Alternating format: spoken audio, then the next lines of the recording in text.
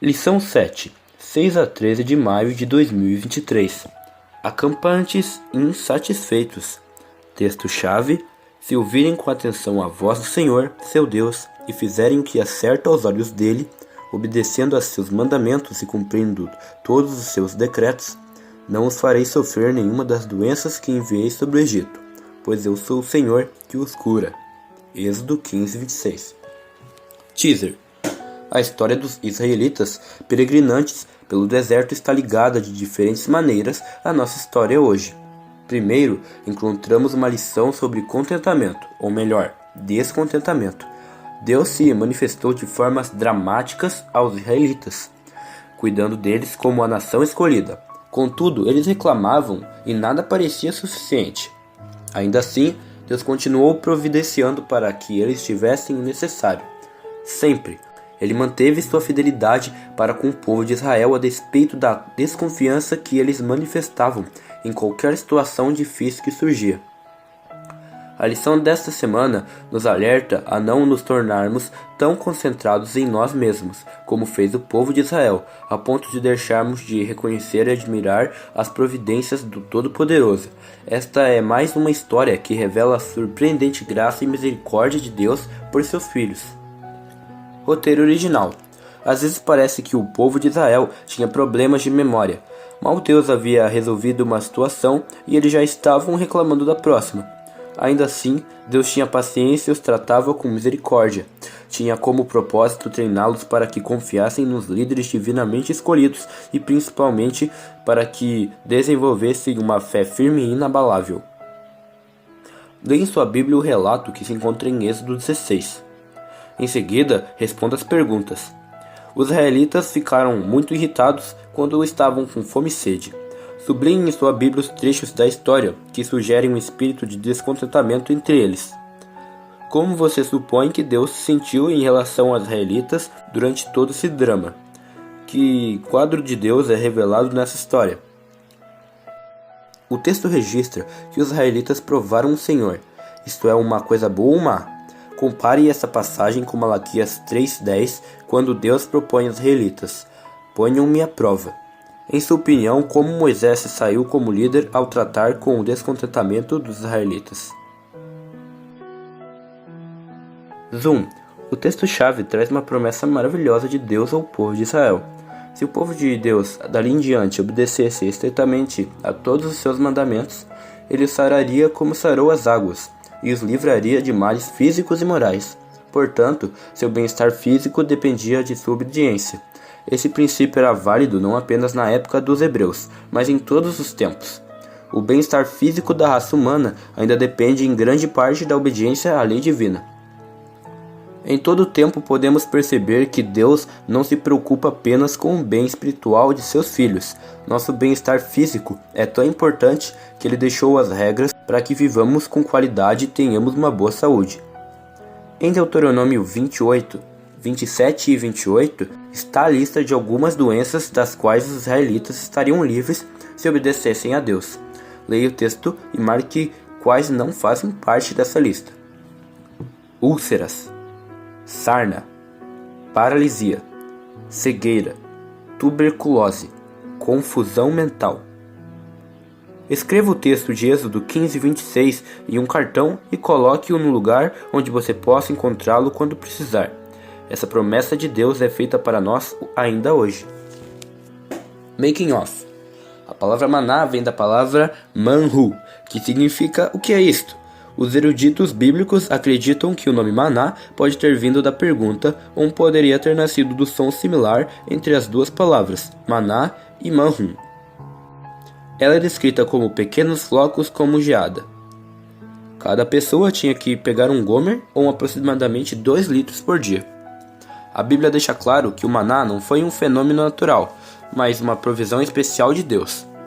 Um dos propósitos de Deus ao enviar o maná era ensinar o povo a respeitar e obedecer a sua lei, especialmente no que dizia respeito à santidade do sábado.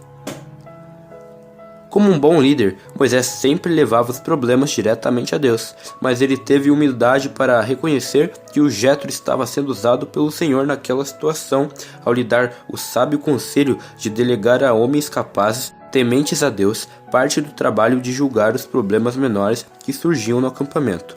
Também é dever de todos aqueles que amam a Deus cuidar da saúde, poupando o corpo e a mente de esforço excessivo.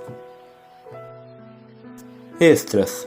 Leia e marque em sua Bíblia os 3 versos adicionais. Escolha um deles e o personalize da forma que seja lido como um recado pessoal de Deus para você. Os textos são João 6, 48 a 51, Lucas 11, 9 e 10, Filipenses 4, 19. Em todo o tempo e em suas circunstâncias, Deus cuidou do seu povo. Podemos ver isso claramente com Noé e sua família, com Abraão, Isaque e Jacó, com José, com os israelitas, Davi e Elias, com Daniel e seus companheiros. Podemos confiar que Ele cuida de nós também hoje e cuidará no tempo de necessidade. Nos últimos dias, imediatamente antes da vinda de Cristo, quando as condições forem severas, o pão e a água do povo de Deus serão certos. Ninguém que serve ao Senhor precisa temer que Ele o deixe sem cuidado. Aqueles que buscam primeiramente o reino de Deus são supridos com todas as coisas necessárias. Panorâmica. O capítulo 26 do livro Os Escolhidos mostra os israelitas como acampantes bastante insatisfeitos. Não deixe de ler o texto para ter uma ideia mais geral sobre a experiência deles nessa parte da viagem. Agora, imagine-se lá. Se você fosse um israelita, teria comportado de maneira diferente? Teria confiado em Deus? Que lições espirituais podemos aprender na dificuldade que não aprenderíamos de outra maneira? É fácil ser como os filhos de Israel e ceder a um espírito de descontentamento. Faça uma experiência. Hoje, tente falar apenas com palavras que sejam positivas e animadoras. Antes de dormir, reflita sobre como foi o seu dia. Você percebeu alguma diferença? Leia 1 Timóteo 6,8. Por isso, tendo o que comer e com o que vestir-nos, estejamos com isso satisfeitos. Considerar esse verso é um bom começo para eliminar o descontentamento. E lembre-se, Deus tem nos dado muito mais do que isto.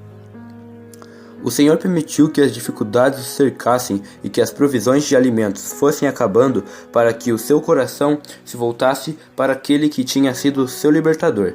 Se pedissem socorro a ele em sua necessidade, ainda lhes concederia provas de seu amor e cuidado. Era um pecado e falta de fé pensarem que eles ou seus filhos poderiam morrer de fome. Os Escolhidos, página 175. Off. A graça mostrada aos israelitas ao Deus cuidar de todas as necessidades deles é a mesma graça que Ele anseia demonstrar aos seus filhos hoje. Uma das maneiras pelas quais adotamos o estilo de vida da confiança é por meio da observância do sábado. O resultado de confiar verdadeiramente em Deus sempre é paz e contentamento. Muitas pessoas hoje lutam com um espírito de inquietação e aborrecimento. Elas se iludem com a ideia de que serão felizes quando tiverem um carro novo, ou um namorado ou namorada mais bonito ou bonita, ou um trabalho melhor.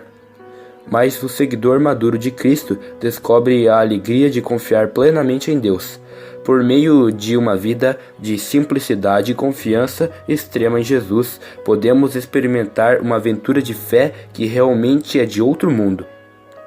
Se os israelitas tivessem confiado plenamente em Deus no deserto, não teriam duvidado de seu cuidado por eles.